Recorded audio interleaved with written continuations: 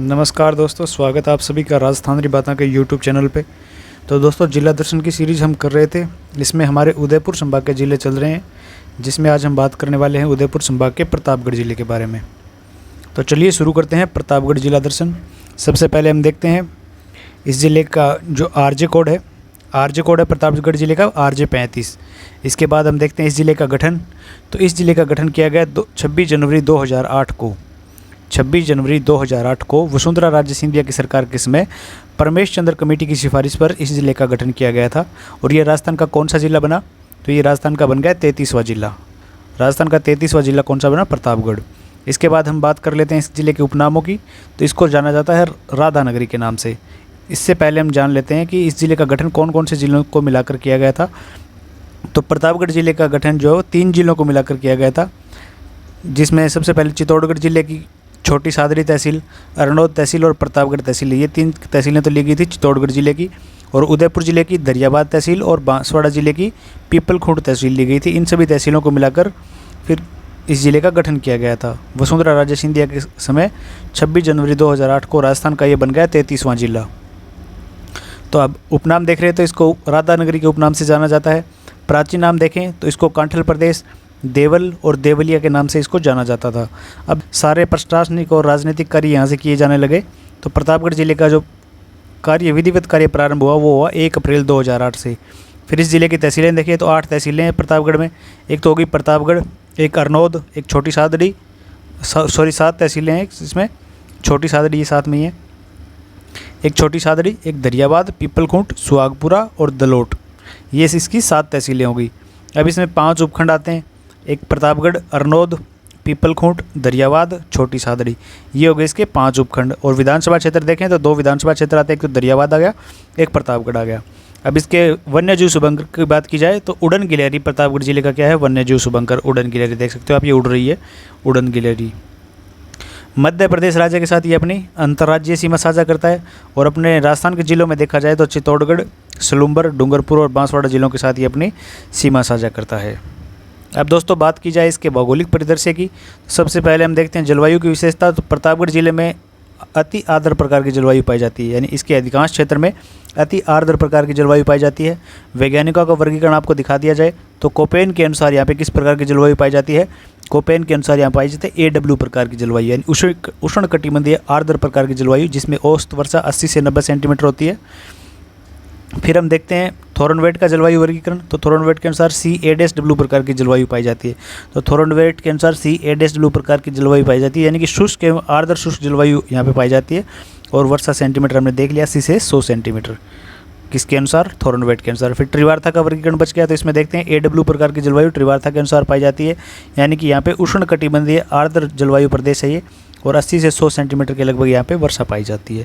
फिर मिट्टियों का वर्गीकरण देखें तो यहाँ पे लाल काली और लाल लोमी मृदा का विस्तार है। वैज्ञानिकों के अनुसार इस मृदा को कहा जाता है इंसेप्टी सोयल। फिर कृषि का परिदृश्य देखें तो यहाँ पे मसूर और अलसी के उत्पादन में ये अपना अग्रणी स्थान रखने वाला जिला है। अफीम का उत्पादन चित्तौड़गढ़ के पश्चात प्रतापगढ़ में सर्वाधिक होता है, यानी सर्वाधिक अफीम उत्पादन तो होता है चित्तौड़गढ़ में, इसके बाद होता है प्रतापगढ़ जिले में। फिर पशुधन की बात की जाए तो राज्य में न्यूनतम ऊँटों की संख्या वाला जिला कौन सा है? प्रतापगढ़, यानी कि राजस्थान का जो राज्य पशु है ऊँट, इसकी न्यूनतम संख्या कौन से जिले में है? प्रतापगढ़ में।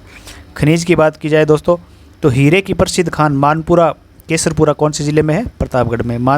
मानपुरा केसरपुरा जो खान है हीरे की, वो है प्रतापगढ़ ज़िले में।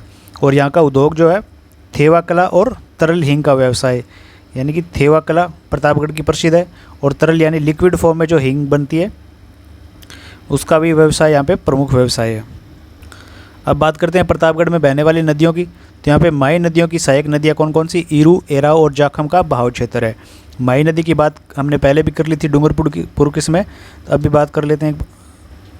हमने पहले भी बांसवाड़ा के समय भी बात की थी, अब एक बार इसका आपको रिवीजन हो जाएगा। तो माई नदी का उद्गम माई नदी का जो उद्गम है मध्य प्रदेश राज्य की अमरेरू की पहाड़ी से होता है। और ये नदी बांसवाड़ा जिले के खांदू गाँव से राजस्थान में प्रवेश करती है। फिर बांसवाड़ा, प्रतापगढ़ और डूंगरपुर जिलों में बहने के पश्चात ये गुजरात राज्य में खंबात की खाड़ी में अपना जल गिरा देती है। माई नदी का बहाव क्षेत्र बांसवाड़ा में कौन सा मैदान कहलाता है? 56 का मैदान। और बांसवाड़ा और प्रतापगढ़ की सीमा पर माई नदी का बहाव क्षेत्र क्या कहलाता है? कांठल का क्षेत्र, यानी ये इंपॉर्टेंट है कांठल का क्षेत्र। बांसवाड़ा और प्रतापगढ़ के मध्य जो माही नदी अपना बहाव क्षेत्र बनाती है उसको कहते हैं कांठल प्रदेश। फिर कांठल प्रदेश माही नदी के बहाव क्षेत्र का भूभाग प्रतापगढ़ में कांठल के नाम से जाना जाता है। माही नदी का किनारा कांठल कहलाता है, यानी माही नदी का जो किनारा है वो कांठल कहलाता है। बांसवाड़ा और प्रतापगढ़ जिला की सीमा पर माही के बहाव क्षेत्र को कांठल क्षेत्र कहा जाता है, ये हमने पढ़ लिया पहले। माही नदी को कांठल की गंगा के नाम से भी जाना जाता है। तो माही नदी का जो उपनाम है कांठल की गंगा, कांठल की गंगा इसको कहते हैं। कौन सी नदी को? माही नदी को। फिर हम देखते हैं एराव नदी। तो इस नदी का उद्गम प्रतापगढ़ जिले से ही होता है। प्रतापगढ़ जिले में बहने के पश्चात ये बांसवाड़ा में माही नदी में मिल जाती है। फिर ईरू नदी, इस नदी का उद्गम भी प्रतापगढ़ से ही होता है। प्रतापगढ़ में बहने के पश्चात ये भी अपना नदी जल माही में मिला देती है, यानी माही नदी में अपने जल का विलय कर देती है। फिर नहर और बांध परियोजना देखी जाए तो जाखम बांध परियोजना प्रमुख बांध परियोजना यहाँ की। जाखम बांध परियोजना की बात करें दोस्तों तो अनूपपुरा कस्बे में जाखम नदी पर ये बांध निर्मित किया गया है, जो कि राज्य का सबसे ऊंचा बांध है। तो राजस्थान का सबसे ऊंचा बांध कौन सा है? जाखम बांध। इस बांध की ऊंचाई कितनी है? 81 मीटर। और इस पर एक जल विद्युत परियोजना भी चलाई जा रही है। और इस बांध का निर्माण जनजाति उप योजना के अंतर्गत किया गया था। कौन सी योजना के अंतर्गत? जनजाति उप योजना के अंतर्गत इस बांध का निर्माण किया गया था। फिर हम देखते हैं वन्यजीव अभयारण्य। तो सीता माता अभयारण्य का विस्तार कौन से जिले में है? प्रतापगढ़ जिले में। सीता माता अभयारण्य जो उड़न गिलहरियों के लिए प्रसिद्ध है। राज्य में उड़न गिलहरी यानी जिसे हम मसोवा के नाम से भी जानते हैं राजस्थान में, सागवान के वृक्षों के लिए भी ये अभयारण्य जाना जाता है। इस अभयारण्य में उड़न गिलहरी, चौसिंगा जिसे भेंडल कहते हैं, खड़मोर, चित्तल, ये सारे जीव बड़ी संख्या में निवास करते हैं। सागवान और महुआ के वृक्ष बहुतायत संख्या में यहाँ पे देखे जा सकते हैं। सर्वाधिक जैव विविधता वाला अभयारण्य भी कौन सा है? सीता माता अभयारण्य।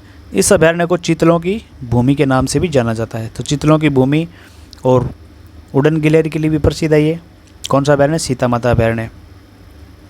फिर ऊर्जा संशोधन की बात की जाए तो राजस्थान की दूसरी पवन ऊर्जा परियोजना, ये राजस्थान की दूसरी पवन ऊर्जा परियोजना स्थापित की गई 6 मार्च 2000 को देवगढ़ प्रतापगढ़ में। देवगढ़ प्रतापगढ़ में स्थापित की गई थी। और प्रथम पवन ऊर्जा परियोजना पूछ लिया जाए तो जैसलमेर जिले के अमर सागर नामक स्थान पर 10 अप्रैल 1999 को ये स्थापित की गई थी। और इसके एक साल बाद, लगभग एक साल बाद में, यानी कि सन 2000 में देवगढ़ प्रतापगढ़ में राजस्थान की दूसरी पवन ऊर्जा परियोजना स्थापित की गई है। फिर हम देख लेते हैं इसका कला, संस्कृति और इतिहास। तो सबसे पहले जो प्रमुख प्रसिद्ध कला है प्रतापगढ़ की, थेवा कला, इसकी बात करते हैं। तो थेवा कला क्या है? वैसे सोने की जड़ाई की जाती है कांच पर, यानी बेल्जियम का जो कांच होता है उस पर सोने की जड़ाई करने की कला को क्या कहा जाता है? थेवा कला। और ये प्रतापगढ़ की प्रसिद्ध है। इसमें सर्वाधिक कौन से रंग का? ये देख सकते हो आप, इसमें सर्वाधिक हरे रंग का प्रयोग किया जाता है। महेश जी सोनी को थेवा कला में उत्कृष्ट योगदान के लिए 2015 में पद्मश्री पुरस्कार दिया गया था। तो ये करंट का क्वेश्चन काफ़ी बार पूछा जा चुका है। इस कला के प्रवर्तक कौन थे? नाथूजी सोनी। और इस कला को अंतर्राष्ट्रीय स्तर पर प्रसिद्धि दिलाने वाले कलाकार कौन है? जस्टिन वकी। तो इनका नाम भी पूछा जा चुका है। इस कला पर 2004 में क्या किया गया? डाक टिकट जारी किया गया। तो ये थी थेवा कला, प्रतापगढ़ की प्रसिद्ध कला। काफ़ी बार क्वेश्चन पूछे जाते हैं, तो एक बार ध्यान में अच्छे से पढ़ लेना। फिर सीता माता का मेला लगता है ज्येष्ठ अमावस्या को, ज्येष्ठ महीने की अमावस्या को जो प्रतिवर्ष सीता माता का मेला प्रतापगढ़ में लगता है। फिर राम रावण का मेला भी लगता है चैत्र कृष्ण दशमी के दिन। फिर बीज माता का मंदिर देवगढ़ में स्थित है ये मंदिर। यहाँ पे प्रतिवर्ष चैत्र नवरात्रि को मेले लगते हैं। भंवर माता का मंदिर पे यहाँ पे छोटी सादड़ी में, यहाँ पे जाखम नदी का उद्गम होता है ना छोटी सादड़ी में, वहाँ पे ये मंदिर स्थित है। प्रतिवर्ष चैत्र और अश्विन नवरात्रों में यहाँ पे मेला लगता है भंवर माता के मंदिर पे। गौतमेश्वर का मेला लगता है फिर अरनोद में। वैशाख पूर्णिमा को आदिवासियों का ये सबसे प्रमुख मेला माना जाता है। और इस मेले को आदिवासियों का हरिद्वार, आदिवासियों का क्या कहा जाता है? हरिद्वार। प्रताप और कांठल का हरिद्वार भी कह सकते हो इसको। और गौतमेश्वर स्थल पर गौतम ऋषि ने यहाँ पे तपस्या की थी। आदिवासियों के इस मेले पर अपने दिवंगत परिजनों की अस्थियों का विसर्जन करने की परंपरा है। यानी अपने दिवंगत जो पूर्वज हैं उनकी अस्थियों का भी विसर्जन कहाँ पे करते हैं? इस मेले में,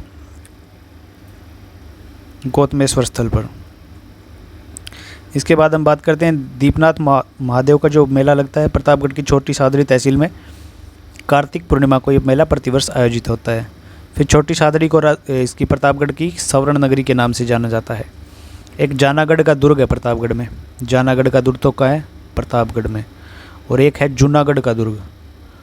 एक जूनागढ़ है अपने राजस्थान में, एक जानागढ़ है। जूनागढ़ कहाँ पे?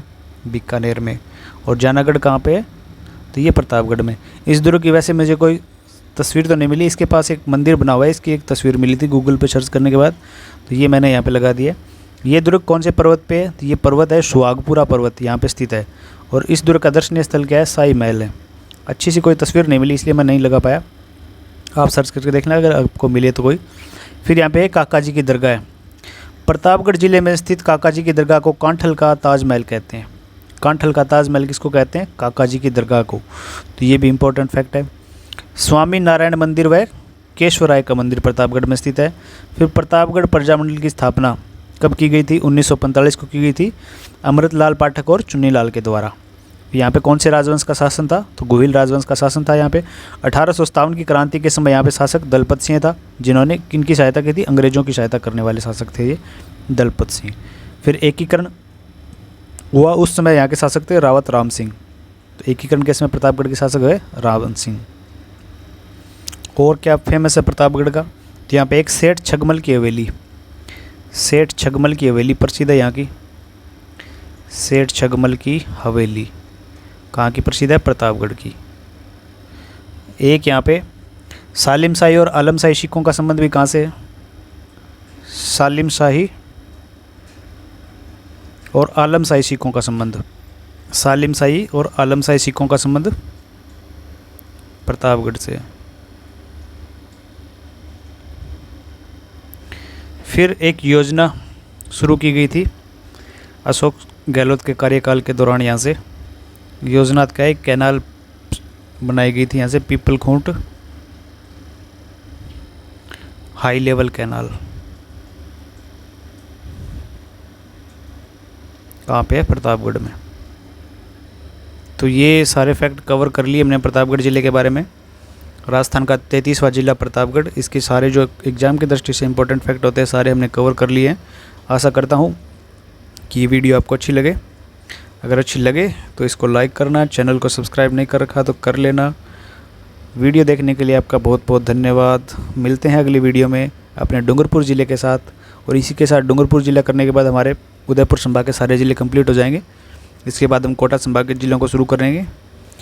तो एक बार फिर से आपका बहुत बहुत धन्यवाद। जय राजस्थान।